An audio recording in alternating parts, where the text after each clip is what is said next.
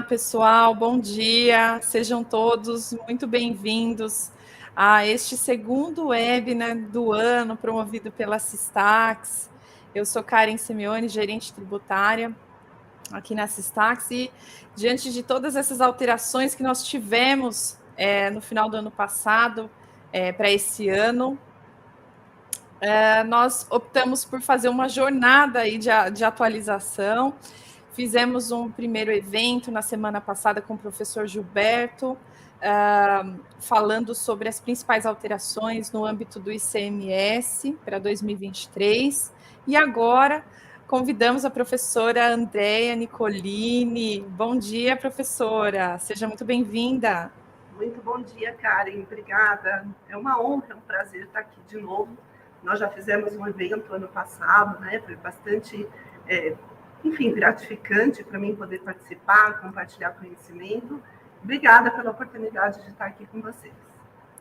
Obrigada, André. E fazendo uma breve introdução, André é especialista em impostos diretos, atua aí na parte de contabilidade, de tributação, de imposto de renda, de Simples Nacional e de tudo mais. E vai falar hoje para a gente das alterações relacionadas ao PIS e COFINS. Ela vai comentar as principais alterações, o que tem tido polêmica. E Andréia, né, por sua formação, ela é contadora, gestora tributária.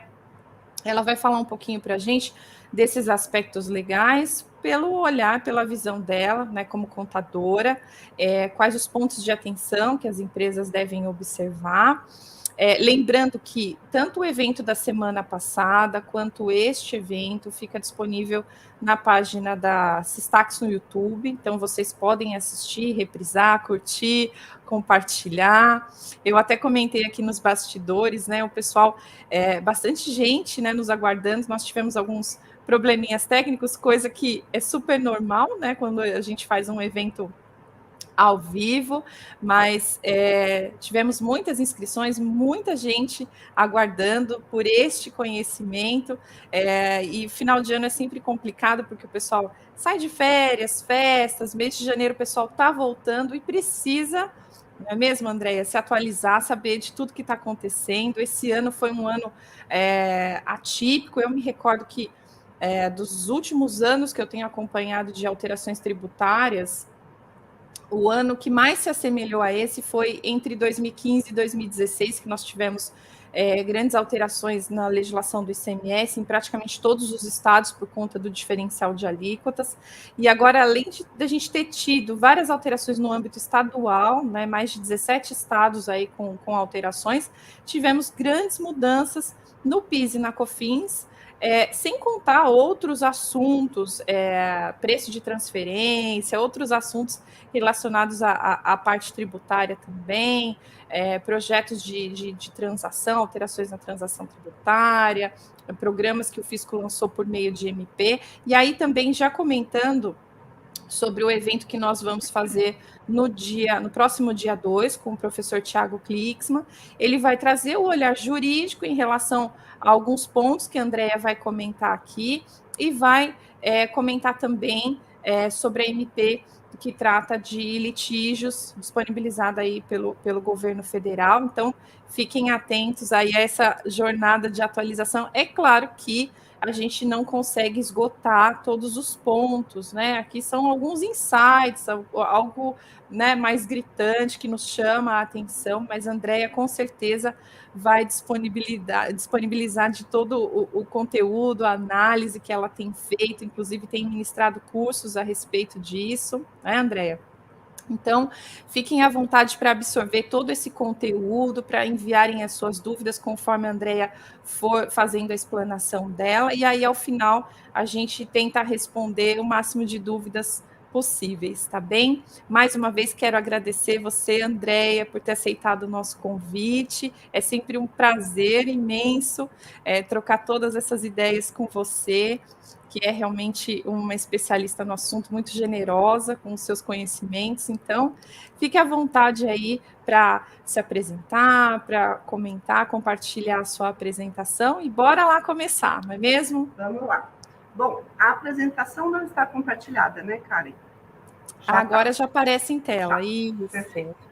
Muito Muito bem, então, já que a gente tem aí muito assunto para falar, né, eu vou começar pegando o gancho daquilo que a Karen está dizendo para a gente, né, que é a questão de que o olhar que nós vamos ter aqui hoje das alterações do PIS e da COFINS, que são várias alterações, muitas pontuais, mas que são alterações bastante significativas de modo geral para as empresas, é um olhar regulatório, é um olhar do ponto de vista legal e é um olhar daquilo que o contribuinte, observando o posicionamento da Receita Federal, seja por meio de uma instrução normativa, seja por meio de uma portaria, como é o caso do PERSE, né, que é uma das grandes discussões agora no início de 2023, o que eu vou passar para vocês é o olhar regulatório. E esse olhar regulatório ele é importantíssimo pelo fato de que a gente vai absorver um conteúdo e vai poder olhar para a nossa empresa, verificar se de fato você aceita ou não, né, de alguma forma, aquele entendimento do fisco para algumas questões e possivelmente depois levar para o seu departamento jurídico. Então, eu tenho aqui a missão de trazer para vocês, né, toda essa bagagem. Como a Karen falou, eu já atuo na área tributária há bastante tempo. Sou contadora, também compartilho com vocês de algumas dores em comum, né, como é o caso de operacionalizar tudo isso, levar tudo isso não só para a obrigação principal, mas também para a obrigação acessória, e, obviamente, ter sempre aquele olhar, aquela pitadinha de entender na contabilidade quais são as oportunidades que os nossos clientes ou que a empresa que a gente trabalha pode ter do ponto de vista jurídico, judicializando alguns temas. Então, isso é muito importante. A gente que atua na área tributária, na área contábil, especialmente na área tributária, de modo geral, não estou falando só para PIS, para COFINS, mas para todos os tributos, né? A gente tem que conhecer muito bem qual a aplicabilidade da norma, entender o contexto da aplicabilidade daquela norma e depois sim analisar. Será que a empresa tem algum tipo de campo para discutir? Será que existe uma tese que ela pode, né? Será que existe uma jurisprudência que ela pode, enfim, caminhar para essa questão contenciosa? Até para tomar a decisão, a gente precisa conhecer todo esse cenário legal e regulatório. Bom, então, passando aqui, né, quais são as alterações que a gente vai ver? Andréia, deixa eu só fazer uma interrupção, lembrando que a Andréia é professora da BSSP, tá? A BSSP é nossa parceira, então, lembrando que esse evento também é em parceria com a BSSP, tá bom? Joia, bem lembrado. Obrigada, viu, Clara? Bom, então, quais são as alterações, né? Quais são os pontos mais importantes que eu pude analisar e separar para a gente trazer aqui na nossa discussão de hoje? Claro que quando nós falamos do PIS, PASEP e da COFINS, veja, são duas contribuições extremamente importantes. São duas contribuições que, dentro do relatório de arrecadação da Receita Federal, representam em torno de 1/5, né? Quem acompanha o histórico de arrecadação da Receita Federal sabe disso. Em torno de 1/5 da arrecadação federal é só de PIS e COFINS, e são duas contribuições que têm uma destinação constitucionalmente assegurada. Área da saúde, área de assistência social, seguro-desemprego, enfim. São duas contribuições importantes que o governo conta com valor arrecadatório para que ele possa bancar ali tudo que tem que ser bancado para as áreas fim das duas contribuições.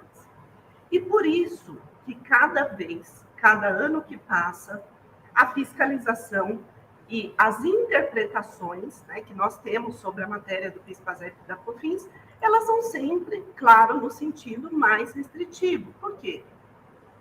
A fiscalização quer arrecadar, mas o contribuinte não pode deixar de observar que pode ter ali uma oportunidade de discussão, que é até um tema que vocês vão ver no próximo webinar, né, que a Karen já falou, que nós vamos ter aí uma visão mais jurídica no próximo evento. Mas, enfim, os pontos que eu trouxe aqui para que a gente discuta são medida provisória 1147, uma medida provisória que saiu ali finalzinho de 2022, e ela traz uma alteração importante no PERSE, que é o programa de incentivo, né? Na verdade, esse é um programa que o governo chama de incentivo do ponto de vista de área de setor de hotéis, né, bares, restaurantes, enfim, toda essa parte da economia que foi grandemente impactada pela Covid, aí, pela pandemia da Covid que a gente viveu e está ainda vivendo. Bom, também essa medida provisória reduz as alíquotas do PIS e da COFINS sobre transporte aéreo regular de passageiro. A gente vai falar dessa redução e a gente vai falar de uma importante alteração nessa medida provisória, que é uma restrição de tomada de crédito. A gente vai falar também sobre a medida provisória 1157, que foi a mais, digamos assim, uma das mais recentes, que continua dando direito à redução de alíquota zero para o setor de combustíveis.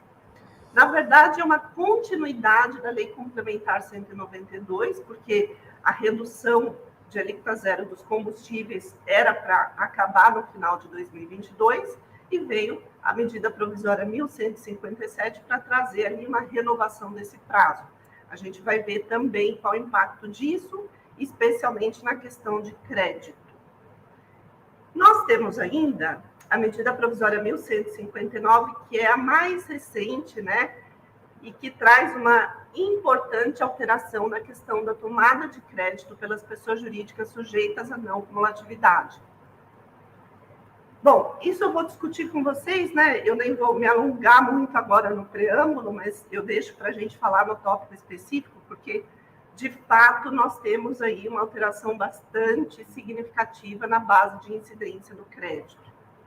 E, por fim, a gente vai ver algumas perguntas e respostas que são mais recorrentes na consultoria, que, na verdade, são várias perguntas e respostas, mas eu acabei separando algumas perguntas e respostas mais recorrentes e que estão relacionadas com a Instrução Normativa 2121, que saiu no dia 20 de dezembro no Diário Oficial, e revogou a Instrução Normativa 1911, que trazia ali toda a consolidação sobre apuração, cobrança e fiscalização do PIS e da COFINS.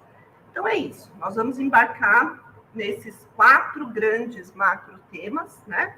E eu vou procurar falar para vocês pontualmente quais foram as alterações, e aí vocês vão poder enviar sua dúvida, a gente, na medida do possível, vai respondendo para vocês, ok?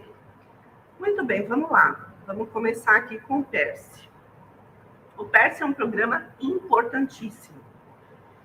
Esse programa, ele traz o direito para algumas atividades relacionadas, né, atualmente, numa portaria, portaria essa que saiu logo no comecinho do ano, disponibilizando para esses contribuintes do setor de eventos, enfim, tudo que é relacionado à parte turística e de evento, que ele possa ter uma redução tributária de RPJ, contribuição social, PIS e COFINS. Então, isso tudo começou ali com a Lei 14.148 de 2022, né? Então, nós tivemos ali, a partir de março, uma alteração bastante significativa para empresas desse segmento. Acontece que o PERSE é um programa que ele nasceu em meio a uma confusão, né, se assim a gente pode dizer, do ponto de vista legislativo. Por quê? Porque primeiro se falava, será que todo mundo precisa ter o cadastro, né? Basicamente seria isso, um resumão aí do PERSE para vocês. É um programa que, para esse segmento, traz a redução tributária de tributos federais pelo prazo de 5 anos, né? Acontece que existem condições legais específicas nessa Lei 14.148. E uma das condições que nasceu ali com a lei, praticamente, é que as empresas tenham o cadastro regular na data da publicação da lei no Cadastro, que é um cadastro específico para essas empresas do ramo segmento turístico, enfim, tudo relacionado a essa área. Muito bem. E aí, né, nós tivemos várias discussões relacionadas a será que todo mundo precisa ter o cadastro? Quem não tinha cadastro foi lá e fez o cadastro, enfim, gerou ali uma certa expectativa se todas aquelas atividades que estavam relacionadas inicialmente numa portaria que saiu logo depois da lei, se todas elas estariam sujeitas à redução tributária. Bom, e aí nós tivemos atualmente a medida provisória 1147 de 2022, que fez o quê? Ela trouxe uma alteração na Lei 14.148, né? Dessa alteração foi gerada uma portaria, inclusive é uma portaria que saiu agora no dia 1º de janeiro, vou passar aqui para vocês rapidamente, olha lá. Portaria 11.266 de 2022, e essa portaria reduziu a quantidade de quinais, ou seja, de atividades que vão poder continuar com o benefício de redução tributária de RPJ, contribuição social, PIS e COFINS. Bom, na prática, o que isso significa, né? Significa que alguns setores dentro dessa área deixarão de ter a redução tributária a partir de 2023. E aí nasce um ponto de discussão inclusive no âmbito contencioso. Será que, de fato, essa portaria tem autonomia para fazer a exclusão dessas atividades? Se sim, será que precisa esperar, precisa observar o princípio da anterioridade? Para PIS e COFINS, será que precisa observar a questão do prazo nonagesimal? Então, é algo que vocês vão poder olhar agora para a Lei 14.148 de 2022, olhar para a restrição de quinais da portaria 11.266 e avaliar, né, dentro do contexto de cada uma das empresas que vocês trabalham, ou se for escritório de contabilidade, né, dos seus clientes, se de fato há um impacto significativo e se há um campo para discussão jurídica nesse sentido. Então, esse é o primeiro ponto, restrição de atividade pela portaria 11.266 de 2022. Outro ponto importante que trouxe a medida provisória 1147 é a restrição da tomada de créditos em relação às pessoas jurídicas que continuam com a possibilidade do incentivo, né, do PERSE, da vigência do PERSE. Ou seja, vamos trocar isso aqui em miúdos, para a gente entender o que eu estou falando.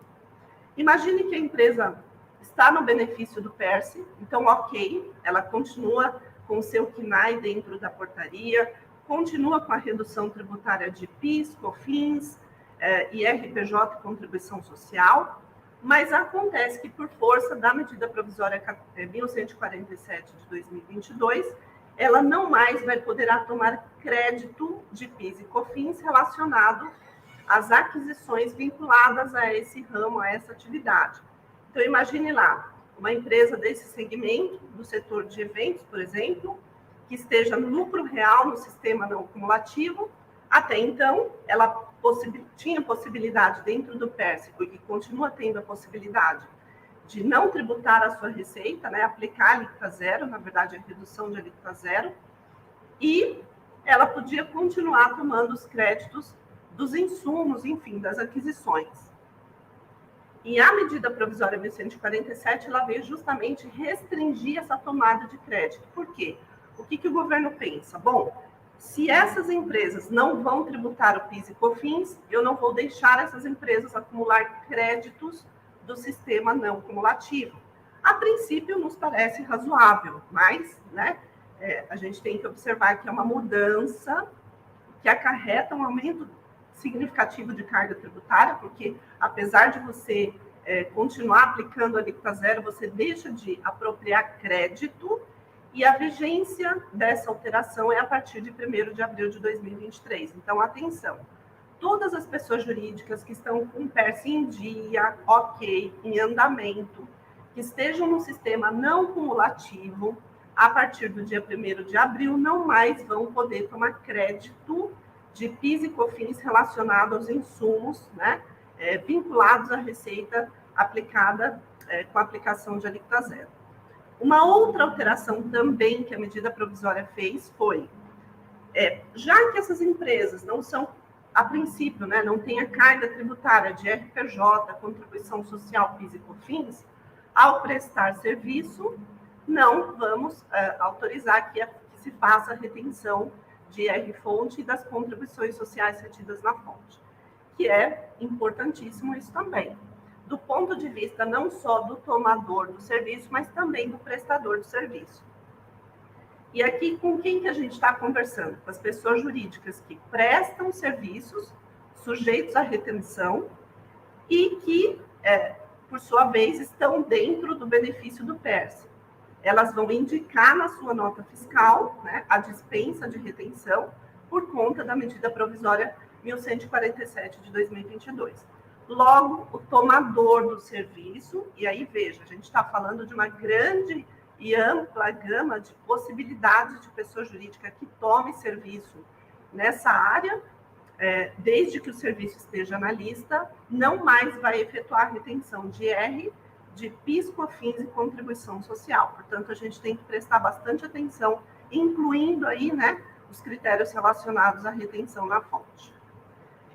E aí, só para validar para vocês, porque eu acho que assim, o PERSE é um assunto que daria para ficarmos aqui horas falando, né? Mas a ideia do nosso evento é mostrar para vocês quais são as principais alterações. Como eu falei, a regulamentação das atividades do CNAE é a partir do dia 1º de janeiro de 2023, portanto, se você estava no programa, né, no PERSE, que é a redução tributária, incentivo para essa área, e mudou o seu CNAE, foi excluído da relação, muito cuidado, porque, a princípio, a partir de janeiro de 2023, você estaria sujeito à tributação normal dos tributos federais, IRPJ, contribuição social, PIS e COFINS. Lembrando, né, consulte sempre o seu departamento jurídico para entender profundamente essa exclusão do CNAE e saber se existe algum campo de discussão judicial. E aí, outro ponto importante também da própria medida provisória 1147 de 2022 é a redução a zero para receitas de transporte aéreo regular de passageiro. Aqui eu trouxe para vocês um pedacinho da tabela do portal SPED, a tabela 4.3.3, ela foi atualizada agora no dia 17 de janeiro, já contemplando essas alterações. Então, se você vai lá prestar essa informação na FD Contribuições, a tabela já contempla o prazo final de redução tributária do PERSE, que é 17 de março de 2027, e contempla também o período, né, da vigência de alíquota zero para empresas de transporte aéreo regular de passageiro. Lembrando, somente as receitas da atividade de transporte aéreo regular de passageiro. Somente essas receitas têm o direito de aplicabilidade de alíquota zero, e aí começa agora, em janeiro de 2023, vai até 31/12 de 2026. Muito bem, então falamos do PERSE, agora vamos para o próximo assunto, que é um assunto bom, né, que eu de fato entendo que seja bastante benéfico, não só para o produtor, formulador de combustível, mas para o atacadista, para o varejista e especialmente para o consumidor. Porque, afinal de contas, todos nós consumimos combustíveis de alguma forma, né? Seja na qualidade de consumidor final, abastecendo o veículo, seja na qualidade de pessoa jurídica, por exemplo, utilizando o veículo, ou melhor, o combustível como insumo. Então, de fato, isso eu acredito que seja bastante benéfico, mas a gente tem que tomar cuidado, por quê? Porque a aplicabilidade da redução tributária zero, ela tem um histórico. Vou contar para vocês esse histórico. Tudo começou com a Lei Complementar 192 do ano passado, onde o governo fez várias alterações relacionadas a PIS, COFINS e ICMS no setor de combustível também, né? Não só PIS, COFINS, mas também a parte de ICMS. Muito bem. E à época, né, logo no comecinho ali, que saiu a Lei Complementar 192, nós tivemos uma certa confusão, né, de questão de tomada de crédito, se era possível ou não, enfim. Isso foi resolvido posteriormente por uma outra Lei Complementar que alterou a Lei Complementar 192, justamente pelo fato de que as pessoas jurídicas desse segmento de combustível, né? Então, nós não estamos falando só do produtor, do formulador e do importador de combustível, nós estamos falando do atacadista e do varejista, porque, consequentemente, se o produtor e o importador têm uma redução tributária a princípio, essa redução tributária tem que ser repassada para o preço do produto, e aí abarca o atacadista e o varejista, claro. Então, o governo trouxe aí uma redução tributária lá atrás, isso em 2022, por essa lei complementar 192. Muito bem, então essa redução tributária, que já estava vigorando desde o ano passado, ela ia findar agora, né, no final de 2022, ou seja, a redução a zero para combustível, e aí a gente fala do óleo diesel, do biodiesel, do GLP, da gasolina e do álcool. Álcool aí é de modo mais geral, inclusive para fins carburantes, né? Ela finalizaria em 31/12 de 2022. Muito bem. Aí nós trocamos o governo e no novo governo foi editada a medida provisória 1157. Posso falar novo governo porque, na verdade, né, a medida provisória ela foi no dia 1º e ela foi publicada no Diário Oficial no dia 2, então a gente já fala que é um novo governo, sim, e deu continuidade com a redução a zero do PIS e da COFINS para esse segmento. Bom, e aí o que a gente tem que saber de bastante importante aqui? Duas questões que me fazem muito, tanto em aula quanto na parte de consultoria. Primeiro, as pessoas jurídicas vão poder adotar a alíquota zero, né? Aqui a gente está falando do produtor, do formulador do combustível, a gente está falando do importador do combustível. Existe a possibilidade de aplicação de alíquota zero? Sim, nos moldes da Lei Complementar 192 e nos moldes da medida provisória 1157. Lembrando que existem algumas restrições específicas, né? Dentro do segmento de combustível, mas, de modo geral, óleo diesel, biodiesel, GLP, gasolina e álcool estão dentro dessa questão da redução tributária. A redução tributária para gasolina e álcool só vai valer até 28 de fevereiro de 2023. Muito bem, então, vamos falar do débito. O débito, né, a gente sabe que é desonerado. Desonerado porque tanto a lei complementar 192 quanto a medida provisória 1157 nos traz ali uma questão de redução tributária. Muito bem, agora vamos olhar para o crédito. As pessoas jurídicas que utilizam combustíveis estão no regime não cumulativo e esse combustível é utilizado como insumo, ela pode tomar crédito? A resposta é sim. Então, tanto a medida provisória, né, que de fato nós temos hoje ali a possibilidade da medida provisória, ela permite que as pessoas jurídicas que tomem créditos relacionados aos insumos utilizados aí dentro dessa área de combustível e lubrificante. Isso também está na própria Instrução Normativa 2121, mas qual é o detalhe? O detalhe é que na vigência de redução de alíquota zero, o crédito ele é crédito presumido. Eu vou mostrar aqui para vocês. Ó. Vamos lá. Veja. Trouxe aqui um pedacinho da tabela do portal SPED, né? Que é a tabela 4.3.9, que traz ali as questões relacionadas à possibilidade de crédito presumido. Então, a gente pode perceber o quê? Que nós tínhamos uma vigência encerrada em 31 de dezembro de 2022, por conta de uma base legal, e agora, a partir da medida provisória 1157, renovou-se essa vigência, e aí nós temos um novo prazo final, que é 2023, ressalvado para a gasolina e para o etanol, para o álcool, né? Que seria até o final de fevereiro próximo mês. Muito bem, então, o que vocês que estão ali no dia a dia, calculando o PIS/COFINS da sua empresa, do seu cliente, tem que tomar cuidado? O cuidado é que na hora de classificar esses insumos, né, com direito a crédito, por exemplo, André, eu utilizo diesel na minha máquina produtiva. Eu utilizo gasolina no veículo que eu presto serviço para o meu cliente. Então, isso tudo é insumo. Na hora de você classificar esse insumo para efeito de entrada com possibilidade de direito a crédito, tem que observar a CST de crédito presumido, ok?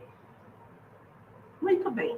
E aí, voltando aqui só um pouquinho, eu chamo a atenção justamente lá na medida provisória 1157 de 2023, nos artigos 2º, nos parágrafos 2º até o 5º. O parágrafo 2º, ele vai validar a possibilidade do crédito presumido. O parágrafo 4º vai tratar que a alíquota, o percentual desse crédito presumido é 1,65 e 7,6.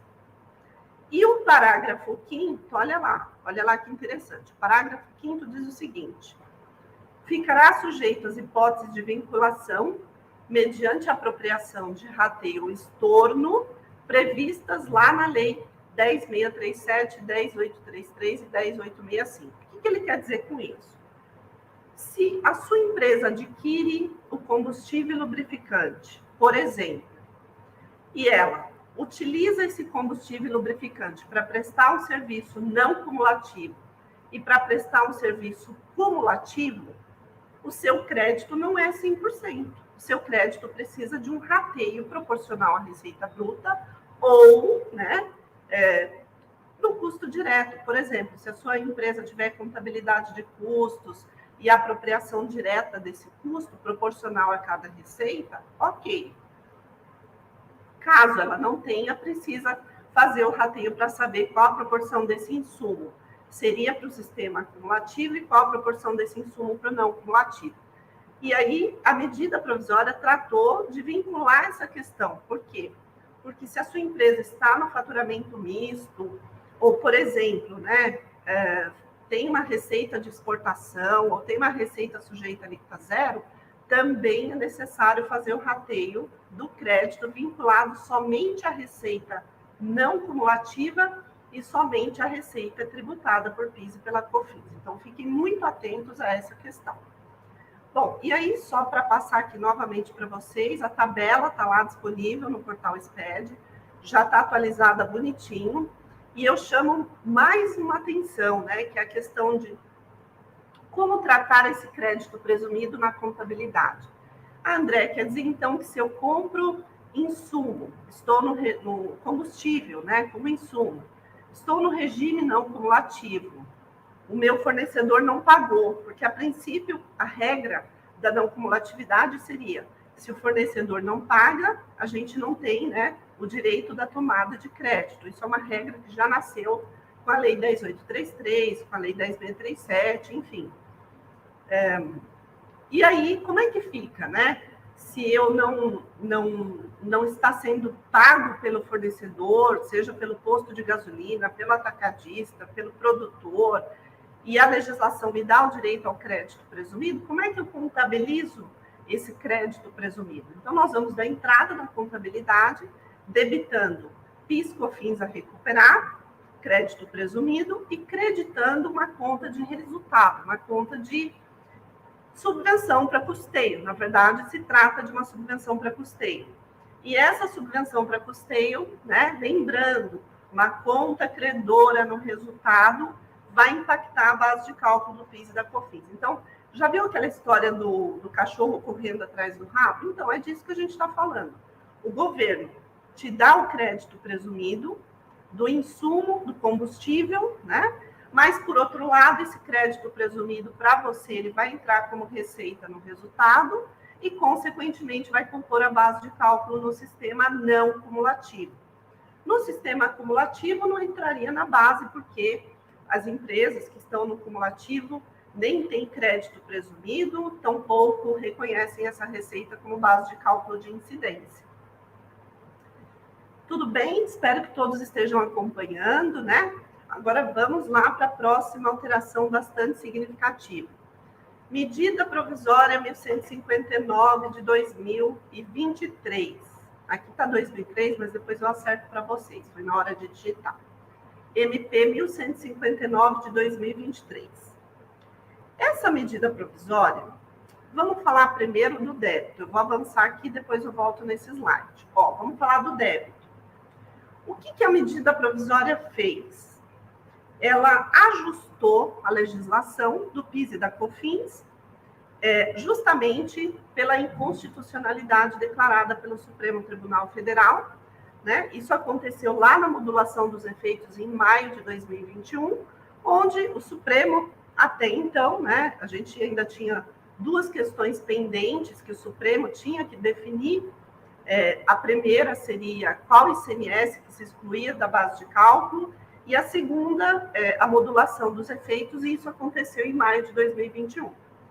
Muito bem, então, desde maio de 2021, que nós temos ali um efeito amplo dessa decisão do Supremo Tribunal Federal, né, na verdade, desse julgamento dos embargos declaratórios, onde ficou declarada a inconstitucionalidade da inclusão do ICMS destacado no documento fiscal da base de cálculo do PIS e da COFINS. Então, vamos trocar isso em miúdos, para quem está começando na área agora, ou para quem ainda não está antenado com o tema.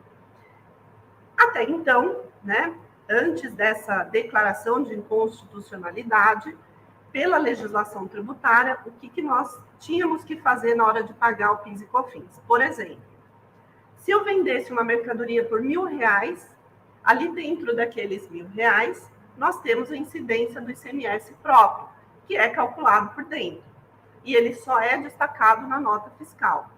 E a base de cálculo do PIS e da COFINS era os R$1.000, né? Claro que eu estou simplificando aqui para o nosso entendimento. Muito bem. Aí veio, né, a decisão do Supremo Tribunal Federal, trouxe ali a inconstitucionalidade do tema, que tem um efeito para todos os contribuintes, incluindo a questão da modulação dos efeitos, que voltou a março de 2017, e o Supremo declarou, olha, então, contribuinte, você não precisa mais incluir o ICMS na base de cálculo do PIS e COFINS. Por exemplo, se dentro daqueles R$1.000 nós tivéssemos, um exemplo hipotético, R$70 de ICMS, a sua base de cálculo do PIS e COFINS seria R$930, que seria R$1.000 menos os R$70. Muito bem. E aí, né, feito isso, a PGFN se manifestou, a Receita Federal se manifestou, de fato, acatando a decisão do Supremo Tribunal Federal e retroagindo ali os efeitos dessa decisão a 16 de março de 2017. A partir do dia 15 de março, então, os contribuintes poderiam, inclusive, administrativamente, recuperar todo esse tributo pago indevidamente, pago a maior. Ok, o que a medida provisória 1159 de 2023 fez? Ajustou a legislação. Muita gente pergunta assim para mim, André, então é agora, a partir de agora que eu posso fazer a exclusão do ICMS, da base, do PIS e da COFINS? Não, não é. É desde o dia 16 de março de 2017. Claro que hoje, se você não fez em março, né, você não consegue mais retroagir março de 17 por conta do período prescricional, que é de 5 anos. Mas quem lá em 2021 correu e fez as alterações das obrigações acessórias, conseguiu recuperar março de 17. Muito bem. Agora, quem entrou na justiça, quem já tinha processo em andamento, quem levantou crédito até antes de março de 2017, são as empresas que, junto com o seu departamento jurídico, entraram aí na área contenciosa, judicial, e questionaram a legalidade disso até antes da modulação dos efeitos. Portanto, nós podemos inferir, concluir o seguinte, a medida provisória 1159 ajustou a legislação tributária para a decisão do Supremo Tribunal Federal, que aconteceu lá, né, a modulação dos efeitos e o julgamento dos embargos declaratórios, que aconteceu em maio de 2021. Não tem mudança nenhuma. Se você não fez a redução tributária, né, se você não reduziu a sua base de cálculo, tirando o ICMS, você trata de fazer essa redução e observando que tem um período prescricional para voltar e retificar suas obrigações acessórias, que seria o prazo de 5 anos. Muito bem, agora vamos falar do que é, de fato, novidade, né? A novidade, agora, medida provisória, novamente, 1159 de 2023, altera o artigo 3º da Lei 10.637 de 2002 e 10.833 de 2003. Muito bem, e aqui nós temos uma mudança muito significativa, porque a partir de 1º de maio, as pessoas jurídicas que adquirirem produtos e que geram direito a crédito, né, Aí nós estamos falando do quê? Bens para comercialização, nós estamos falando de insumos, nós estamos falando de, enfim, todos os bens relacionados ao direito ao crédito. A legislação tributária foi alterada, né? Tanto a Lei 10.637 quanto a Lei 10.833, para não dar o direito ao crédito sobre o valor do ICMS que tem incidido sobre a operação de aquisição. Duas perguntas muito recorrentes que o pessoal tem feito para mim, em aula, né, na consultoria. Primeiro, André, qual a vigência dessa redução? A partir de 1º de maio, justamente pelo fato de que a redução de crédito acarreta no aumento de carga tributária, né, no aumento das contribuições, e aí nós temos que observar o prazo nonagesimal, e a medida provisória 1159 já tratou essa questão, né? Graças a Deus, ela já foi ali feliz nesse ponto. E não poderia ser diferente, claro. Mas outra questão que o pessoal faz bastante para mim é assim: e do imobilizado, eu tenho que tirar o ICMS? Sim. E da mercadoria para revenda? Também. E do insumo? Também. Veja, o parágrafo 2º do artigo 3º da Lei 10.637 da Lei 10.833, ele é amplo. Ele disciplina, né, agora com a medida provisória 1159, que não dará direito a crédito o valor do ICMS que tem incidido sobre a operação de aquisição, ponto. Quando? A partir de 1º de maio de 2023. Cuidado, porque eu conheço empresas e colegas que já estavam fazendo a exclusão do ICMS do crédito antes da medida provisória. Seja porque desconhecia a legislação, porque queria, teoricamente, ser preventivo, né? Não façam isso. Não façam isso, porque, consequentemente, qual é a questão? Se você diminui a base do crédito, você diminui o crédito e aumenta o débito. Logo, né, se o próprio governo está dizendo que a gente vai fazer isso a partir do dia 1º de maio de 2023, ele está reconhecendo que não havia essa obrigatoriedade de excluir o ICMS do crédito, da base do crédito anteriormente. E, de fato, a própria Procuradoria já tinha se manifestado no sentido de que o julgamento do recurso especial, né, enfim, a modulação dos efeitos e o julgamento que aconteceu ali, os embargos declaratórios em maio de 2021, a própria Procuradoria já tinha explicado que em nenhum momento aquilo tratou do crédito, ele só tratou do débito. E aí, claro que a gente tem aqueles contribuintes que têm um certo receio, né, que acaba, vou ser preventivo, vou tirar o ICMS do crédito também. Não façam isso, só a partir de 1º de maio que existe essa obrigação. Muito bem, agora a gente vai passar, então, para o próximo tema, que é um tema bastante quente, né? E eu vou estar aberta aí a responder as perguntas de vocês. Eu tenho certeza que a gente tem um público alto aqui no evento. Todo mundo quer saber o que alterou, todo mundo quer participar da jornada, né, de atualizações aqui da SESTAX, junto com a BSSP. E olha só, Instrução Normativa 2121, publicada no Diário Oficial no dia 20 de dezembro de 2022. Quando a gente pensa que vai ter um Natal repleto de paz e harmonia, um Ano Novo repleto de paz e harmonia, eis que vem uma instrução normativa da Receita Federal para tirar o nosso sono, né?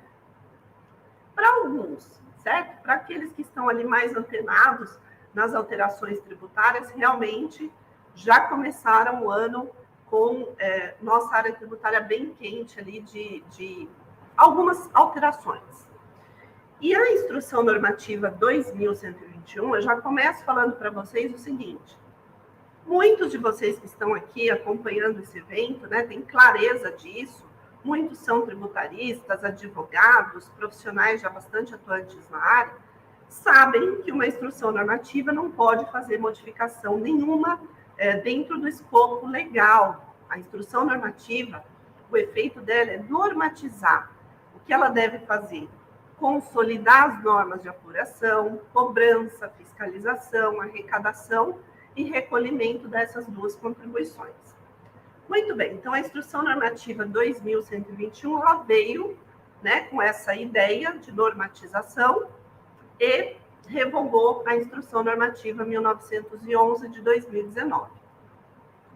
E aí eu separei aqui para vocês as principais perguntas e respostas relacionadas ao que a gente tem falado aqui e também sobre a própria instrução normativa. Eu achei melhor, né, fazer por forma de perguntas e respostas, porque eu sei que no dia a dia é isso que acaba acontecendo. Então, vamos lá. Vamos lá para as nossas pitadinhas aqui tributárias. Bom, primeira pergunta e resposta, né? Vamos lá. Quais alíquotas tributar sobre receita financeira? E aqui a gente pode falar de instrução normativa 2121, mas a gente também tem que correlacionar com o decreto 8426 de 2015, especialmente com o decreto 11.322, que já foi, inclusive, revogado, né? Então, vamos falar disso aqui.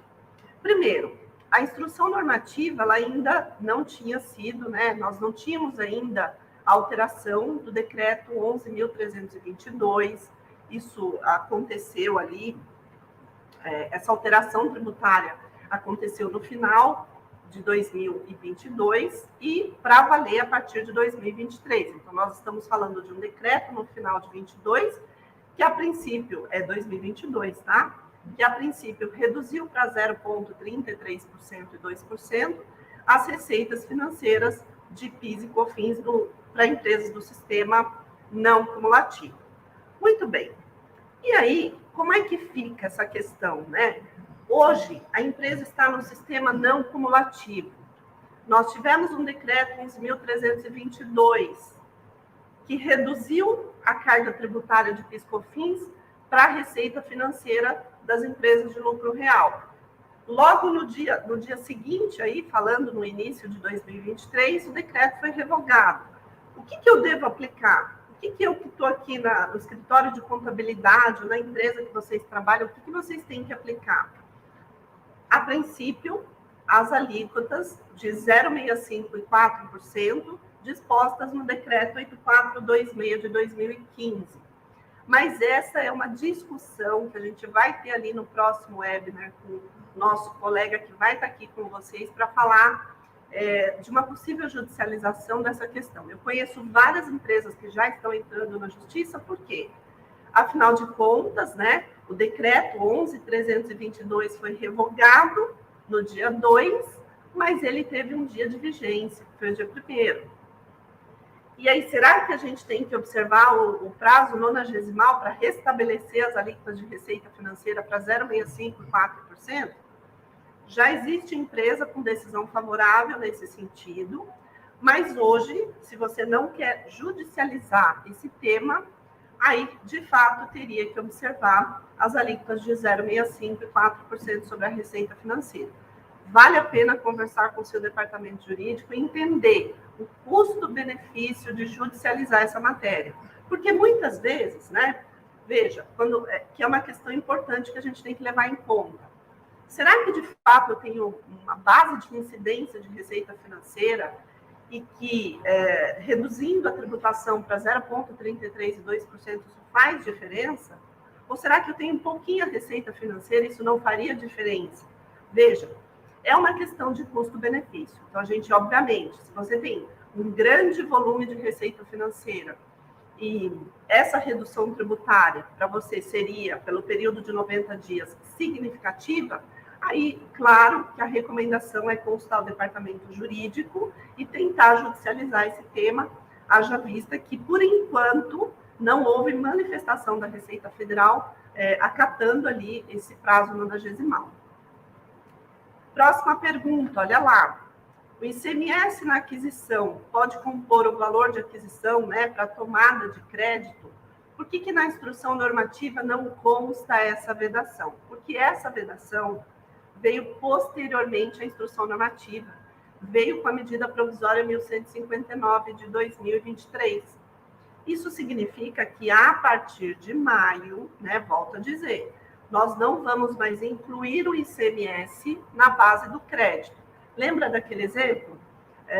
Vamos supor que você tenha comprado um insumo por, hipoteticamente, lá R$10.000 e tenha incidido ICMS na operação, hipoteticamente, por R$700. O que vai acontecer? A sua base de cálculo é 10.000 menos o ICMS destacado, o ICMS incidente na operação, que é R$700. E aí, nesse sentido, a sua base de cálculo diminui. A partir de quando? A partir de maio de 2023. Agora vamos para uma outra pimenta aqui bastante, né, ardida, que é essa questão do IPI na base de cálculo dos créditos. Veja, tanto a instrução normativa antiga, uma instrução normativa antiga da Receita Federal, 247, quanto a instrução normativa 1911, soluções de consulta da Receita Federal, sempre foram no sentido de que a pessoa jurídica que estivesse na condição de atacadista ou varejista e não apropriasse o IPI na entrada como crédito fiscal, que esse IPI comporia a base de cálculo do crédito do PIS e da COFINS. Vamos traduzir isso em miúdo, vamos lá. Imagina que você comprou insumo novamente, vamos pegar o valor de R$1.000 para ficar bem facinho. R$1.000. E veio com 10% de IPI. Total da nota, 1.100. Vamos simplificar aqui. Muito bem, então se você é uma indústria, comprou um insumo que foi tributado pela outra indústria com IPI, a regra não mudou. Você já não podia tomar crédito do PIS e da COFINS sobre 1.100, porque você tinha que apropriar o crédito de R$100, né, como IPI a recuperar, e, consequentemente, apropriar o crédito de PIS e COFINS sobre R$1.000, que seria o valor sem o IPI. Só que, para quem era atacado e varejista e comprava na qualidade de comerciante, os mesmos R$1.100, por não ser contribuinte do IPI, esses R$100 de IPI ia lá para o estoque, como tributo não recuperável. Logo, né, o custo da sua mercadoria seria 1.100. Muito bem, então o que a Instrução Normativa 1911 nos trazia? Que o atacadista, o varejista, enfim, quem não recuperasse esse IPI, poderia tomar crédito de PIS/COFINS sobre 1.100, desde que a mercadoria gerasse crédito, né? O que mudou com a Instrução Normativa 2121, isso lá no artigo 170, foi justamente que o IPI não integra mais a base dos créditos, de modo geral. Isso é, de fato, significativo, porque a partir da vigência da medida provisória, ou melhor, desculpe, a vigência da Instrução Normativa, que foi 20 de dezembro de 2022, você não pode mais, na condição de comércio, incluir o IPI na base do crédito. E muito cuidado, revisita a sua apuração do mês 12. Então, imagina que você trabalha lá no escritório de contabilidade ou trabalha numa empresa atacadista e sempre tinha uma regra tributária para que o IPI não recuperável fosse base de cálculo do seu PIS e da COFINS. Agora mudou. Pela instrução normativa, a partir do dia 20 de dezembro de 2022, não mais o IPI integra a base de cálculo. E aí, claro, novamente, né? Poxa, André, será que está correto mudar isso por instrução normativa? Será que o fisco tem razão de fazer essa alteração de posicionamento? Veja, campo para discussão a gente sempre tem, é um direito constitucional inclusive, mas, né, eu sou da seguinte opinião, e aí eu estou dando agora um posicionamento de interpretação que eu faço sobre a matéria. Veja, sempre na lei 10.833 e na lei 10.637, sempre foi muito claro que aquilo que não fosse sujeito ao pagamento das contribuições não geraria crédito. E para quem vende o produto, o IPI não é receita bruta, nunca foi. Né? Consulta lá o artigo 12 do Decreto-Lei 1598 de 77. O IPI não é receita bruta para quem vende. Logo, quem vende, na hora de pagar PIS/COFINS, retira a parcela do IPI cobrado. Aquela pessoa jurídica que vendeu um produto por 1.100, sendo que ali tinha R$100 do IPI, Na hora de pagar o seu PIS e a sua COFINS, ela vai pagar sobre 1.000, não sobre 1.100. Perceberam? Então, nós temos aí uma mudança significativa, que, na minha opinião, tem sim um respaldo, né? Haja vista que as pessoas jurídicas, quando vendem os seus produtos, os seus insumos, elas não pagam PIS, COFINS sobre a parcela do IPI, logo a Receita Federal ajustou a instrução normativa para, de fato, não gerar crédito a essa parcela. Muito bem, próxima pergunta, vamos lá.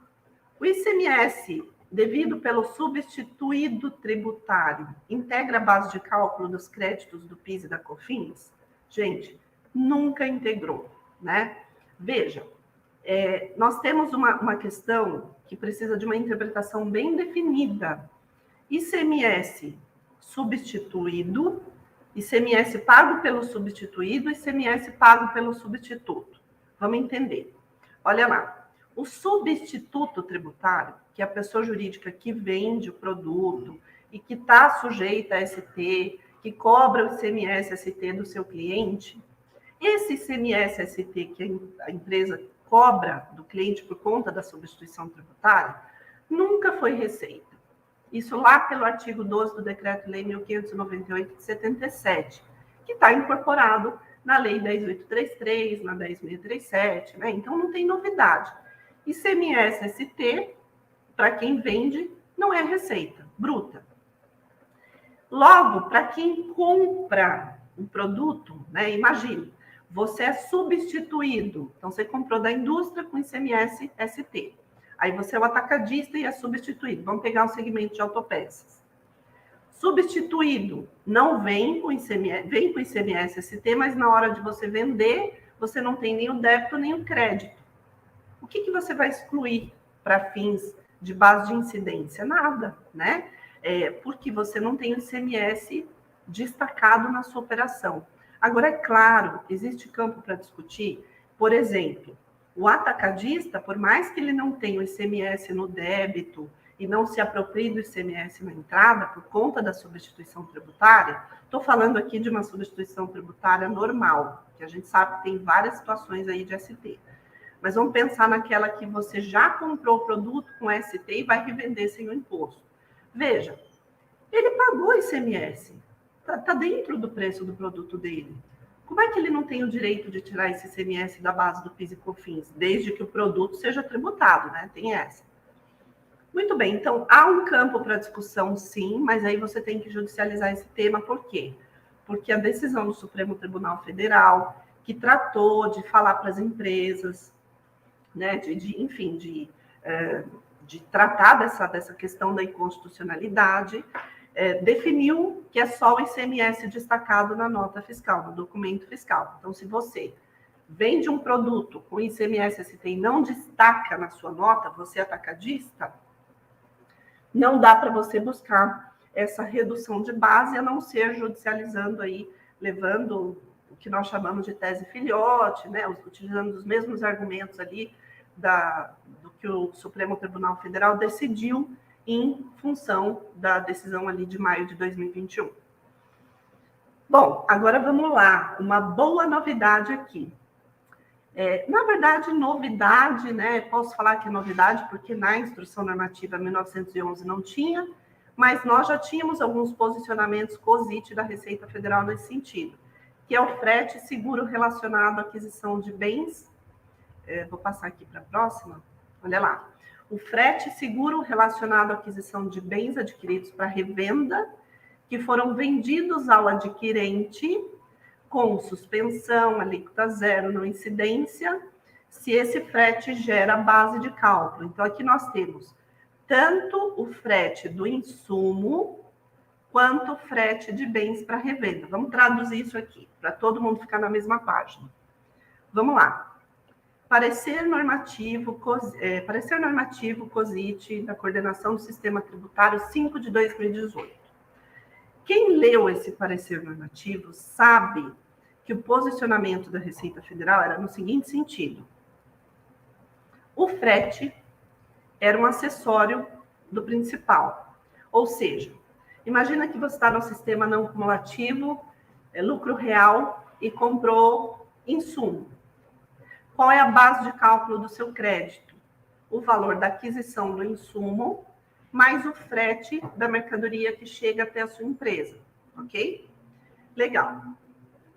E aí a Receita Federal, lá no parecer normativo COSIT 5, quando ela ajustou o conceito de insumo, né, para o conceito lá de essencial e relevante, em função de uma celeuma jurídica que perdurou muitos anos, a Receita Federal falou, olha, contribuinte, é o seguinte, se você compra um insumo e esse insumo não gera crédito, porque ele veio com alíquota zero, com suspensão, com não incidência, o frete também não vai gerar, porque são bases juntas, né? O acessório vai seguir o principal. A sua base de cálculo não é o frete, a sua base de cálculo é a compra. O frete está incluído no custo. Inclusive, quem conhece contabilidade, quem conhece o CPC 16, sabe disso. O frete, tudo aquilo que a gente gasta para o insumo chegar até o meu estabelecimento, frete, seguro, vai incluir no preço, né, no custo do produto, no estoque, CPC 16.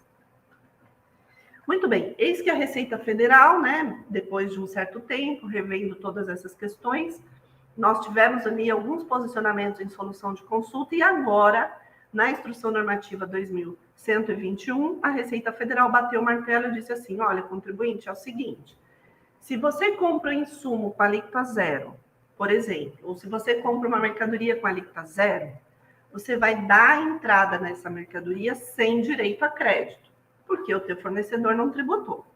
Mas, se você adquire o frete para chegar essa mercadoria no seu estabelecimento, você vai poder tomar crédito do frete em separado. E aí, cuidado, porque olha só, lá na hora de preencher a sua FD Contribuições, você tem que dissociar o frete da compra. O frete vai lá no documento, né? No bloco A, B, nós temos o bloco A de serviço, C, D e o F. Então, dependendo do documento do frete, pode ser o bloco C, D ou F, ok? O A também, quando for prestação de serviço. Mas, enfim, não importa o bloco. O que importa é que você vai pegar o documento do frete, vai tomar crédito normal, com CST de crédito, mas do insumo você não vai tomar crédito. Então, tem que lançar na FD Contribuições separadamente esses dois documentos. Embora o manual da FD Contribuições permita que você unifique essas duas informações, mas a gente sabe que não é para fazer assim, porque senão você não vai conseguir dissociar o frete que gera crédito e o insumo ou a revenda que não geraria crédito. E nessa mesma linha, Receita Federal, para quem tiver curiosidade, for lá na Instrução Normativa da Receita Federal 2121, lá no artigo 176, né, vai poder ver que também ela foi nessa mesma linha para o imobilizado. Então, se você comprou imobilizado que não veio tributado, a princípio não teria direito a crédito. Por exemplo, de forma integral você não pode tomar crédito porque não veio tributado esse imobilizado, mas o frete para chegar até o seu estabelecimento sim geraria crédito, ok? Então, muito cuidado com o artigo 176 da Instrução Normativa 2121. Bom, e aí, vamos lá, ó. Nós temos mais algumas perguntinhas aqui, que consideram-se insumos os bens ou serviços essenciais ou relevantes no processo de produção ou fabricação de bens destinados à venda ou de prestação de serviço, a parcela custeada pelo empregador relativa a vale-transporte pago para mão de obra empregada no processo de produção ou prestação de serviço? Sim. A parcela de vale-transporte, né? Isso já vinha de processo de consulta da Receita Federal, nós já tínhamos posicionamentos nesse sentido, que a parcela do vale-transporte que é custeada pelo empregador, ela gera crédito, não aquela que você desconta, mas sim aquela que é custeada pelo empregador, gera crédito de PIS e COFINS do pessoal vinculado ali à parte produtiva e à prestação de serviço. Cuidado, não é para a área administrativa, não é para a área comercial, né? Então, é só ali para o pessoal da produção ou então da prestação de serviço. Mas a grande discussão gira em torno de uma restrição que está na Instrução Normativa 2121, e aí você olha lá depois o artigo 176, que é a questão de outros gastos relacionados à viabilidade, né? A viabilizar a mão de obra, que a Receita Federal diz que pode ser considerado insumo desde que atribuído legalmente, atribuído por lei, e não por convenção coletiva ou acordo coletivo. Por exemplo, uma das discussões que está em andamento é a questão de assistência médica. Quer dizer, a assistência médica do pessoal da produção e do pessoal da prestação de serviço poderia gerar crédito? Sim, desde que essa assistência médica fosse obrigatória por lei. Se for por acordo ou convenção trabalhista, não. Mas aí mora uma outra discussão, né? Qual é a validade do acordo ou convenção? Ele não se sobrepõe sobre as regras trabalhistas, né? O que a pessoa foi lá, acordou com o sindicato, acordou via convenção, não tem uma sobreposição? Veja, aqui nós temos mais uma vez um campo de discussão, tá? A ideia não é mostrar para vocês, teoricamente, a jurisprudência, como é que a gente faz, não. Eu simplesmente estou alertando, né, quais são as situações em que você pode procurar o seu departamento jurídico para, de fato, entender se caberia ali alguma discussão nesse sentido. Gente, o fato é que PIS e COFINS são duas contribuições que geram muitas demandas jurídicas para as empresas. E eu sou da corrente de que as empresas têm que, de fato, estar muito antenadas e saber quais são as oportunidades que ela tem. Porque muitas vezes uma restrição específica de uma instrução normativa ou de um processo de consulta COSIT não significa que aquilo é válido perante a legislação.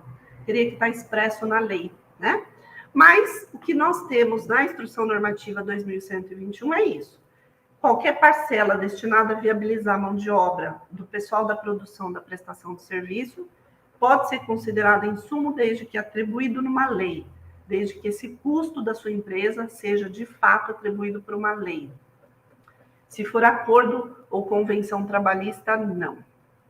Bom, e aí nós temos uma mudança bastante significativa na questão de rateio, que é a próxima pergunta. Olha lá.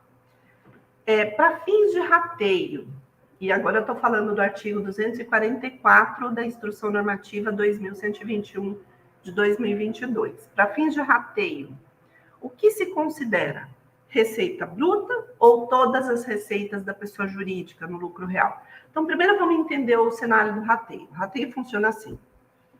Se a tua empresa está no lucro real e tem um faturamento misto, cumulativo e não cumulativo, por exemplo, e ela ela adquire um insumo comum para as duas atividades, ela não pode tomar 100% do crédito, haja vista que parte da receita dela é cumulativa. Quer ver? Vamos pegar um segmento médico, hospitalar, clínicas, né? Imagine lá uma clínica do lucro real. A receita médica é cumulativa e o restante das receitas são não cumulativas. Certo? Então, ela tem um faturamento misto. Ela tem os dois regimes numa mesma empresa de lucro real. Ok. Imagine que ela adquiriu energia elétrica e ela não sabe dizer o quanto é para receita médica, o quanto é para, por exemplo, para as outras atividades dela, que são não cumulativas. Aí a legislação nos dá duas opções. Primeiro, ou a gente faz o rateio proporcional à receita bruta daquele mês, para saber quanto da receita é cumulativa e quanto é não cumulativa. Ou segundo, se a empresa tem contabilidade de custos, ela sabe direto quanto é para um e quanto é para outro. Olha, a grande maioria das empresas que eu já conversei até hoje, enfim, elas utilizam um critério baseado na receita bruta, que é muito mais simples, muito mais benéfico, muito mais ágil, né? Mas, enfim, tem essas duas opções.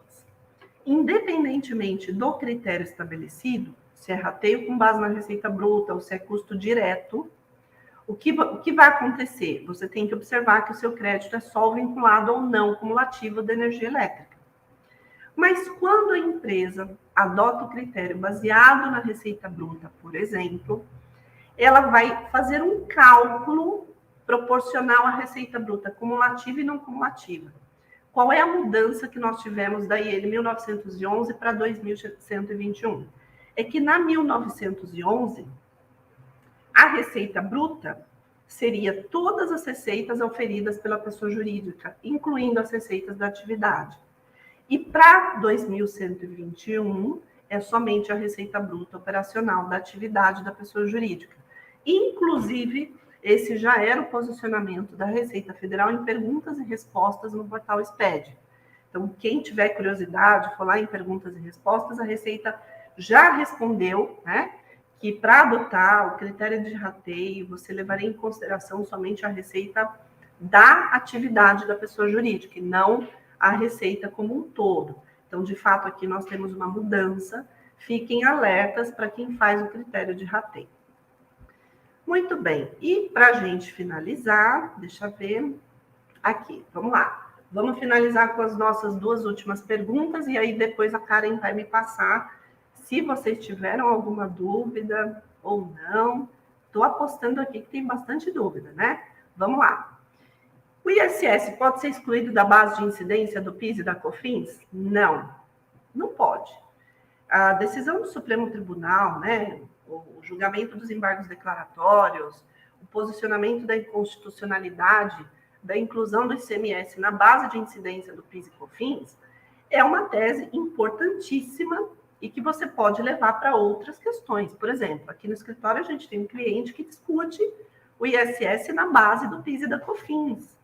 E ele está utilizando basicamente ali vários argumentos que o próprio Supremo Tribunal trouxe quando falou que o ICMS não incidiria, não incluiria na base de PIS e COFINS. Ou seja, se dentro do preço do meu produto está o ICMS, se dentro do preço do meu produto está o ISS, nós temos aí um campo de discussão jurídica para também excluir o ISS.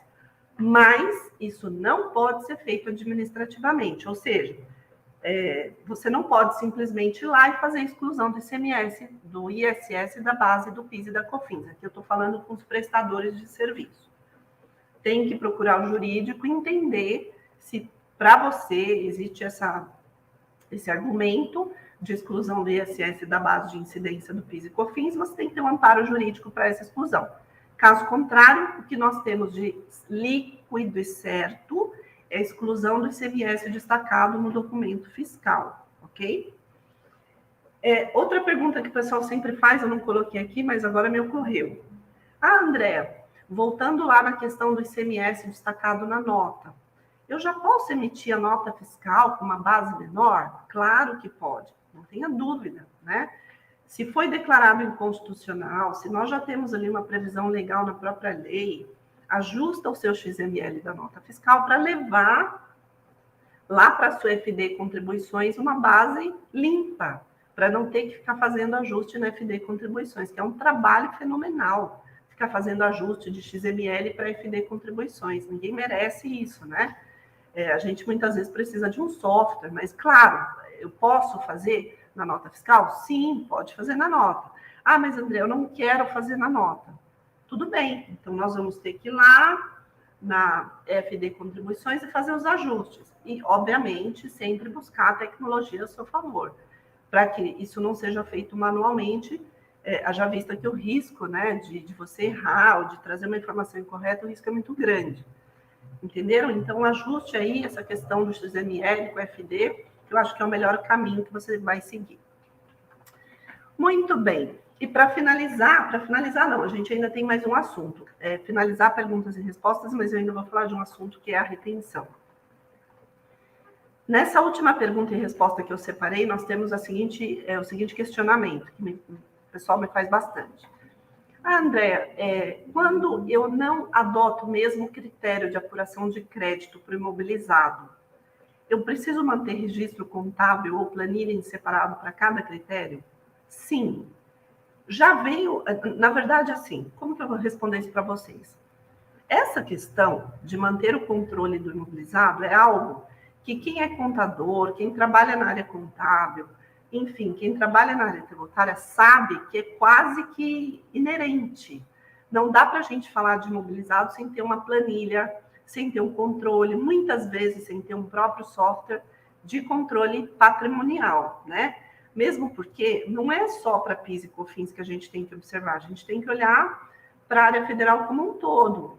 taxa de depreciação, muitas vezes a taxa de depreciação fiscal é diferente da societária, né?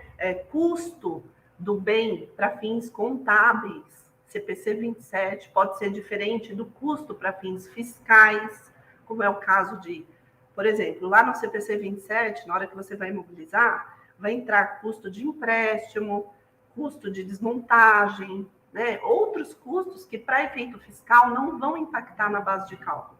E aí, obviamente, que quando a gente fala de controle de imobilizado, é quase que, né, assim, eu não consigo conceber uma empresa que tem um patrimônio e não gera esse patrimônio. Tem que gerir, tem que ter um controle de imobilizado. Legal. Só que a instrução normativa agora tornou isso formal. Ela disse, lá no artigo 244, que a pessoa jurídica que adota critérios diferentes de crédito de imobilizado, ou seja, para máquina e equipamento eu utilizo crédito integral, para veículo utilizado na produção, por exemplo, eu utilizo depreciação. Para imóveis eu utilizo depreciação, 4% ao ano, ou não. Para incorporações novas, edificações novas, eu utilizo o critério de 24 meses. Perceba, são critérios diferentes. Você tem que manter um controle muito bem feito. Obrigatoriamente, esse controle vai ser exigido a partir do dia 20 de dezembro de 2022. Ok? E aí você vai olhar para o seu saldo, né? O que ficou para trás e também daquilo que você vai adquirir dali para frente. Já vamos trazer aí mais uma tarefa para o departamento tributário para quem não tem esse controle. Dá uma olhadinha na instrução normativa 2121, artigo 244. E agora sim, para finalizar, né, vamos lá. Um assunto que está sendo bastante falado, que é a questão de retenção na fonte. Eu trouxe aqui para vocês um quadrinho que eu fiz, que eu até utilizo lá nas minhas aulas e tudo mais, para a gente entender o cenário. Vamos entender aqui. Eu vou tentar ser breve na explicação, espero que eu seja bastante clara. E se restar alguma pergunta, podem mandar aí que eu vou tentar ajudá-los. Vamos lá. Retenção na fonte de PIS e COFINS. Nós temos a Instrução Normativa 459 de 2004, né, que traz a retenção de PIS, COFINS, contribuição social, de pessoa jurídica para pessoa jurídica, de direito privado, para os serviços que estão relacionados ali no artigo 1º da IN. Muito bem. Sempre foi assim lá no artigo 7º da IN 459, que o PIS/COFINS retido era uma antecipação do que era devido pelas pessoas jurídicas a partir dos fatos geradores seguintes ao da retenção. Ou seja, para mim é muito claro que PIS/COFINS retido na fonte, no mês, você, se não conseguiu absorver no próximo mês, você vai absorver nos meses subsequentes, e assim sucessivamente pelo prazo prescricional de 5 anos, porque o artigo 7º da Instrução Normativa 459 prevê essa questão. A Instrução Normativa 2121 veio nessa mesma linha de raciocínio. Olha lá, contribuinte, os valores retidos, eu estou lendo aqui, onde vocês estão vendo o artigo 110 da IN 2121. Contribuinte, quando não for possível sua dedução dos valores a pagar das contribuições apuradas no mês, ou seja, você sofreu retenção maior do que aquilo que devia pagar, você tem 3 alternativas. Primeiro, inciso 1, dedução do PIS/COFINS em períodos subsequentes, onde? Lá na FD Contribuições e contabilmente falando, registro 1.300, registro 1.700. Para mim, isso não mudou. Para mim, sempre foi assim. Inciso 2. Não quer compensar com o próximo mês? Quer compensar, por exemplo, com outros tributos administrados pela Receita Federal? Vai lá na IN 2055 e faz o formulário e entra com processo no ECAC, que é o PERDECOMP, né? Mas, nesse caso, via formulário. Ok. Não quer compensar com outros tributos, quer o dinheiro de volta? Pede restituição nos moldes da IN 2055 de 2021, que é a Instrução Normativa do PERDECOMP. Muito bem, essa possibilidade de compensação com outros débitos ou de restituição em dinheiro, ela já existia, né, pela própria Instrução Normativa 2055, já existia por um decreto bem antigo de 2008, e aqui eu não consigo visualizar mudança, porque nós já fazíamos dessa forma, nesse meio e por esse processo. Isso quando nós estamos falando de PJ para PJ de direito privado, que é a famosa retenção dos 4,65%. E aqui, cuidado, estou falando com quem é o prestador de serviço. O prestador sofre retenção, desconta daquilo que ele tem a pagar e sobra um valor. Sobrou o valor, ele pode utilizar nas próximas apurações, via FD Contribuições no registro 1.300 e 1.700, ou ele pode pedir compensação ou restituição via Perdecomp, de acordo com a regra da IN 2055 de 2021. Muito bem, só que aí do outro lado, nós temos a Instrução Normativa 1234 de 2012. Por que eu faço um paralelo? Porque são formas diferentes de utilização de sobra de retenção. Quando essa sobra de retenção decorre de retenção feita por empresa pública, órgão público, economia mista, neste caso, se sobrou no mês, para você utilizar no mês subsequente, só via Perdecomp. Não dá para fazer direto nos registros 1.300 e 1.700. Isso está expresso no artigo 9º da Instrução Normativa 1234 de 2012. Aí vocês vão lá no artigo 9º, nos incisos 3º, 4º e 5º. E aí vocês vão ver claramente a diferença de tratamento para o artigo 110 da Instrução Normativa 2121, que, na minha opinião, não teve mudança, né? Não posso olhar para a regra anterior e falar que mudou. Na minha opinião, não teve mudança. Tudo bem? Bom, então, ficamos por aqui. Eu procurei, assim, sintetizar, né, as principais alterações, né? Lembrando, são atos importantes, são matérias importantes, e a gente tem que continuar nessa jornada. Deixa eu tirar compartilhamento aqui.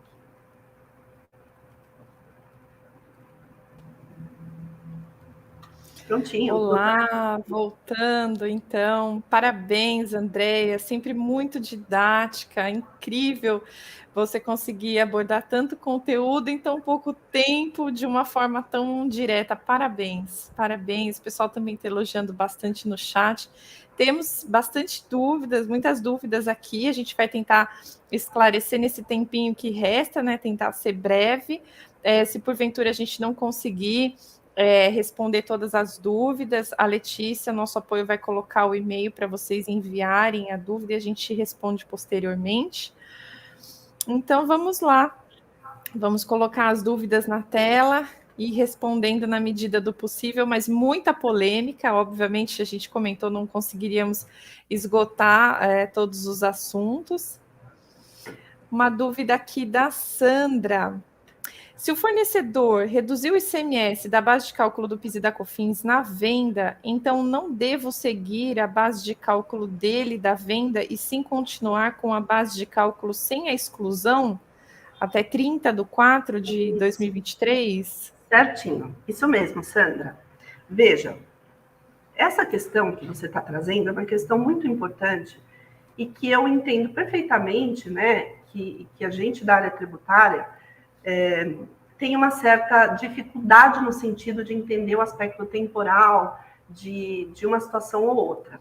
Mas, veja, está muito claro que o que o governo fez agora com a medida provisória, a partir do dia 1º de maio, foi retirar o ICMS da compra da base de cálculo do crédito.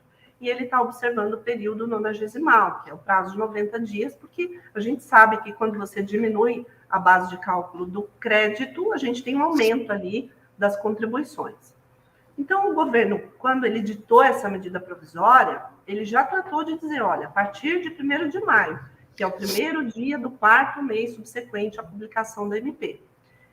Isso respalda para a gente uma interpretação que a própria Procuradoria-Geral da Fazenda Nacional já tinha se manifestado antes, né, por meio de um parecer, de que essa questão de exclusão do ICMS da base de cálculo do débito não afetaria quem estava comprando o insumo ou a mercadoria para revender. Logo, se o teu fornecedor já aplica a redução de base de cálculo, ele já tira o ICMS da base de cálculo dele e já vende para você com essa redução, para você que está comprando esse produto, né, essa mercadoria, esse insumo, a sua base de cálculo é com ICMS.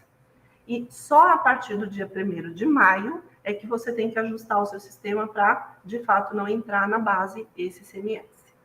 É interessante essa questão, até anotei aqui para fazer um comentário. A sua eficácia aí durante 60 dias, prorrogáveis por mais 60 dias, né? Então, a gente precisa ver como o Congresso vai se comportar, se isso realmente vai ser convertido em lei.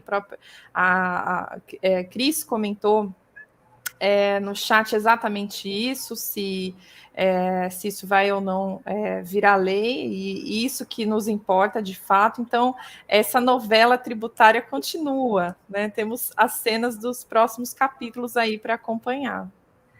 Sim, né, Karen? Claro que hoje nós estamos falando de um efeito, de uma medida provisória que faz uma alteração significativa na Lei 10.833, na Lei 10.637, mas levando em consideração que ela passe ali por todo o trâmite no Congresso e que ela seja convertida em lei. Obviamente que se lá na frente isso não acontecer, o nosso discurso vai mudar também, porque aí a gente vai observar o ordenamento jurídico. Mas, assim, como, Karen, que é uma questão que eu acho bastante importante a gente frisar aqui, né? Veja, nós da área tributária, a gente sempre tem que trabalhar antecedendo todos esses fatos. Então, o que vai acontecer a partir de maio? A probabilidade dessa medida provisória passar, alterar a legislação, nós sabemos que existe a probabilidade disso acontecer. Então, quais são as ações que a gente tem que fazer aqui na empresa, ou pelo menos já estar startada, para que lá em maio, se de fato isso acontecer, né, a gente tem ali um efeito direto na base do crédito. Perfeito. Perfeito, Andréia. Próxima dúvida?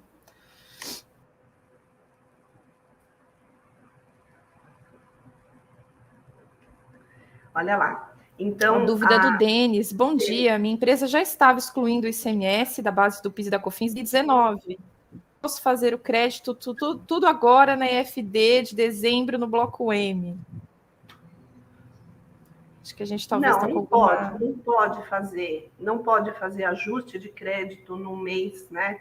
A Receita Federal ela é muito enfática em todos os discursos, não só discursos, mas também nos próprios manuais de orientação, de que o PIS e COFINS ele segue uma apuração por competência. Não dá para você levar tudo para um mês de apuração, não faça isso, porque certamente você vai ser questionado pela Receita Federal. Então, assim, se você estava excluindo desde 2019 e estava fazendo de forma incompatível com a legislação, ajusta, retificando as suas FDs. É interessante esse ponto, Andréia, porque no mercado a gente tem visto várias empresas adotando esse procedimento, e não é um procedimento em que a empresa fica em compliance, ela fica sujeita à fiscalização e multa. Então é muito importante a gente abordar esse aspecto, como você mencionou. Se estava fazendo errado, busca regularizar, né, dentro desse prazo aí de 5 anos, para você não ter nenhum problema com a Receita Federal. Próxima dúvida. Dúvida da Jennifer. Professora, sobre a parte da exclusão do ICMS da base de cálculo, do que é até 2017, quando a empresa excluía o pago e não o próprio e fazia o pagamento com compensação, eu preciso estornar tudo? Como é que fica, Andréia? Qual a sua opinião? Então, deixa eu entender a pergunta dela. Vamos lá. Sobre a parte de excluir o ICMS da base de cálculo, eu estou pressupondo que ela está falando do débito, né? Excluir o ICMS da base de cálculo do débito. Provavelmente excluindo o ICMS pago, né? E não aquele destacado de nota. Não destacado, né? E aí ela fazia o pagamento via compensação. Eu preciso estornar tudo? Veja, eu não diria estorno, acho que não é a palavra correta, e sim retificação. Você volta lá, faz a exclusão. Estou considerando aqui que você não tem ação judicial, né? Porque se tivesse uma ação judicial, ficaria tudo mais simples, levantaria o crédito, habilitaria o crédito na Receita, mas vamos supor que o seu caso é administrativo, então você volta no período prescricional, lembrando, tem 5 anos, tá? Tem que ver até onde você pode voltar. Aí volta, retifica as suas exclusões para, de fato, tirar o ICMS destacado na nota.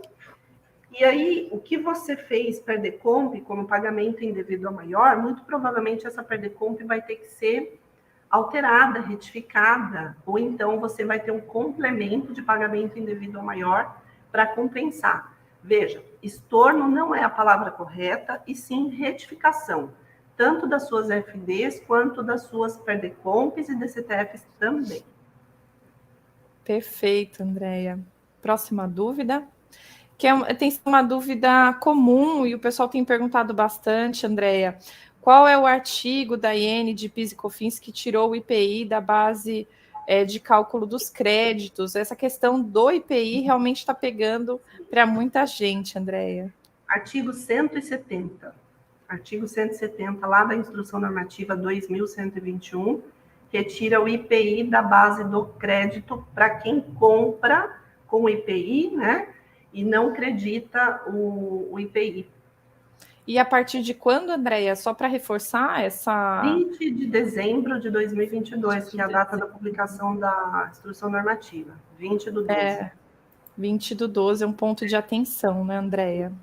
Por isso que quem já fechou dezembro tem que voltar lá, tem que revisitar a sua apuração, entender ali como está configurado, né, o seu sistema, porque se fizer diferente do que manda a Receita Federal, a gente sabe que é assim, né, Karen? É uma regra. Eu até posso não discordar do fisco, mas para eu não discordar do fisco, é a mesma questão da Receita Financeira, que diminuiu a tributação, reduziu as alíquotas, depois veio um decreto e restabeleceu, né? Ou seja, eu posso discordar, eu tenho direito constitucional de discordar, mas eu tenho que ver como discordar. Eu não posso simplesmente ir lá na minha apuração de dezembro e deixar o IPI na base do crédito. Porque, com certeza, daqui 3, 4, 5 anos, talvez, um pouco menos, vai chegar as famosas malhas fiscais aí da Receita Federal.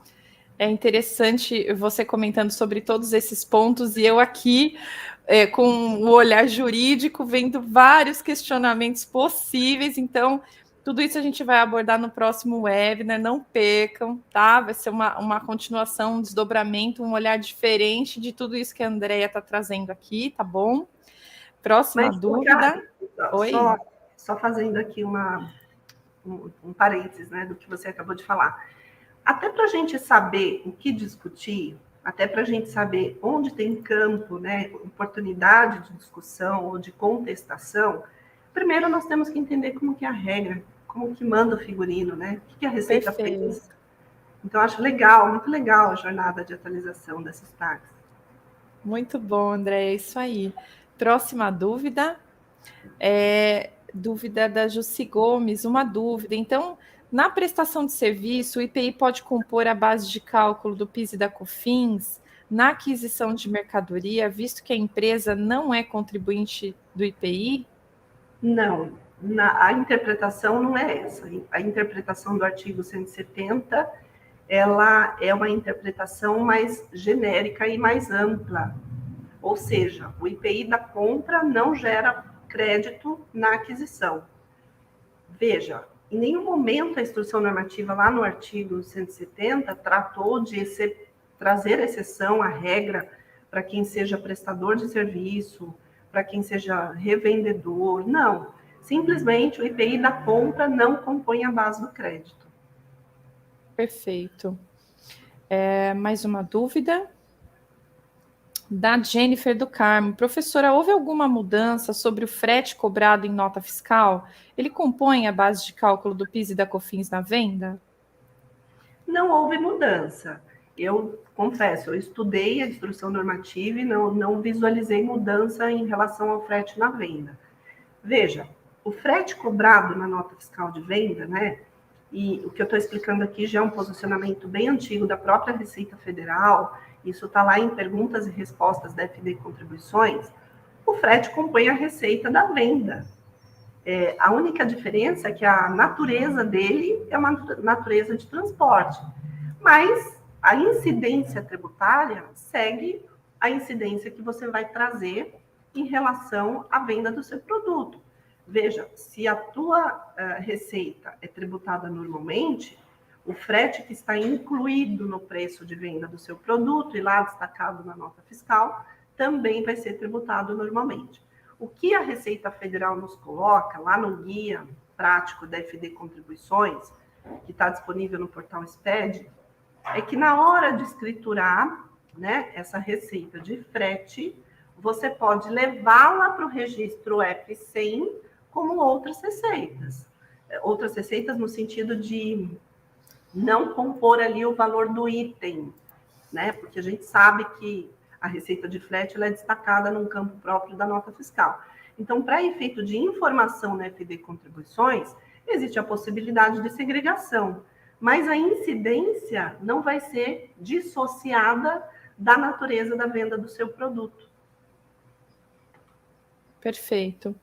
Próxima dúvida, encaminhamos já as dúvidas finais, até porque a gente já extrapolou um pouquinho do nosso tempo. Anderson Peixoto, no caso de atacadista de combustíveis, a manutenção dos créditos vinculados se refere à manutenção do próprio produto, a alíquota zero e demais custos, ou somente custos vinculados como energia, frete, etc.? Eu entendo que seria da manutenção do próprio produto, né? E não aos demais custos vinculados. Ótimo, perfeito. Próxima.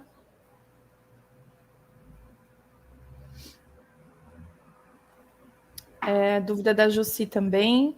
Então, para fins de rateio, não entrará na base de cálculo a receita financeira? Justamente, isso mesmo. Isso mesmo, não entra. Perfeito. E para a gente finalizar, já vai aparecer aqui na tela para a gente. Lembrando que, se porventura alguma questão, né, por questões de tempo, a gente não conseguir responder, vocês podem enviar para o e-mail da Systax, comercial@systax.com.br, e a gente tenta responder esclarecendo as dúvidas, tá bem? Dúvida do Sidney. Professora, por gentileza, como ficam as empresas do presumido que já fizeram todo o trabalho de exclusão do ICMS pelo seu valor destacado?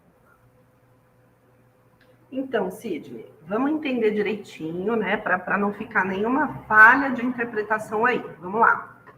O que mudou? O que de fato mudou aqui que nós falamos hoje? O que mudou e que vai impactar diretamente são as empresas do lucro real, que empresas do lucro real, segundo nós temos uma alteração pela medida provisória, a partir do dia 1º de maio, elas não vão poder deixar o ICMS da compra na base de cálculo do crédito, ok? Então, essa é uma mudança bastante significativa e que, como a doutora Karen bem lembrou, tem ainda todo um trâmite jurídico para essa medida provisória ser convertida em lei, mas, a princípio, a medida provisória tem força de lei.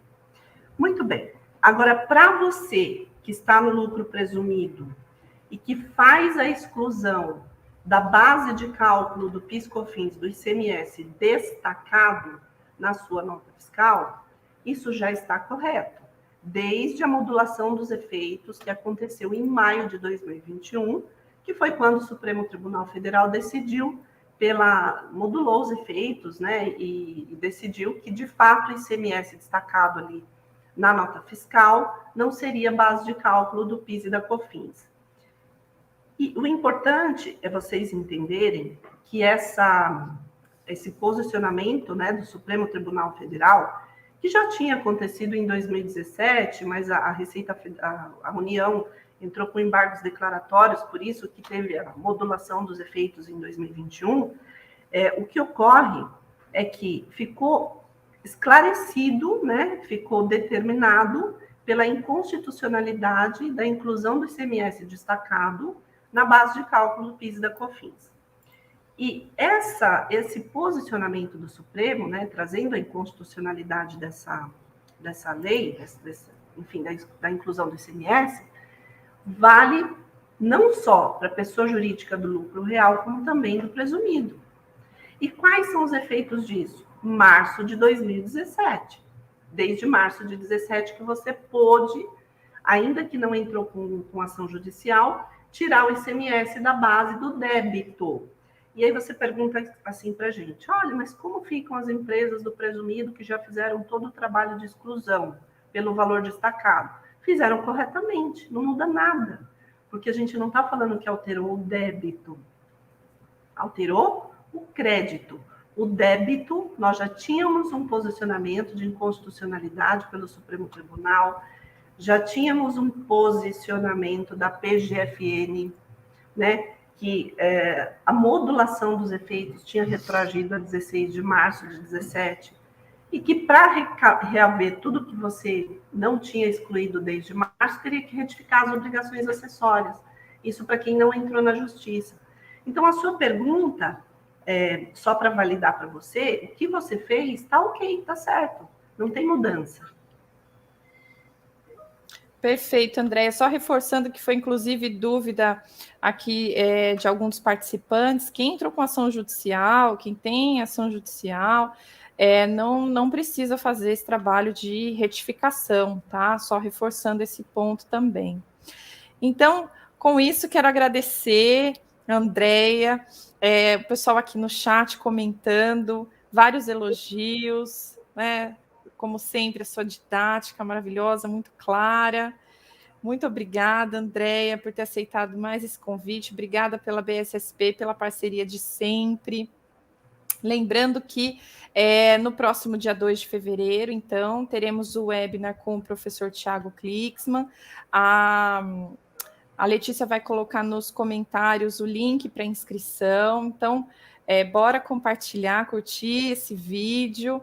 Lembrando que para quem se inscreveu, esse material ele vai ser compartilhado por e-mail, tá bom? Então, agradeço mais uma vez, André, em nome da Systax, da equipe da Systax. Agradeço vocês que participaram, que enviaram as suas dúvidas. Quem quiser enviar mais alguma questão, pode enviar para o contato aqui do nosso comercial e a gente tenta direcionar. Então, quero agradecer e desejar a todos um excelente dia. Obrigada, Andréia, mais uma vez. Eu que agradeço, viu, Karen? Pessoal, muito sucesso a todos vocês. Vamos estudar mesmo, né? Vamos estar sempre alinhados aí com essas mudanças na legislação. Lembrando que o compliance tributário é extremamente importante em todos os regimes tributários, né? Seja uma empresa do simples, real, presumido, arbitrado, regime periódico de apuração, substituição tributária. E com certeza, eu sempre que tiver a oportunidade vou estar aqui para compartilhar conhecimento, experiência. E agradeço novamente, Karen, toda a equipe aí, que eu sei que trabalha arduamente para isso. Agradeço, fico muito grata e honrada de poder participar do evento. Obrigada, Andréia. E o link para o nosso próximo evento a gente vai compartilhar por e-mail junto com o material desse evento, tá bom, pessoal? Obrigada, desejo a todos um excelente dia. Até o próximo. Tchau, tchau.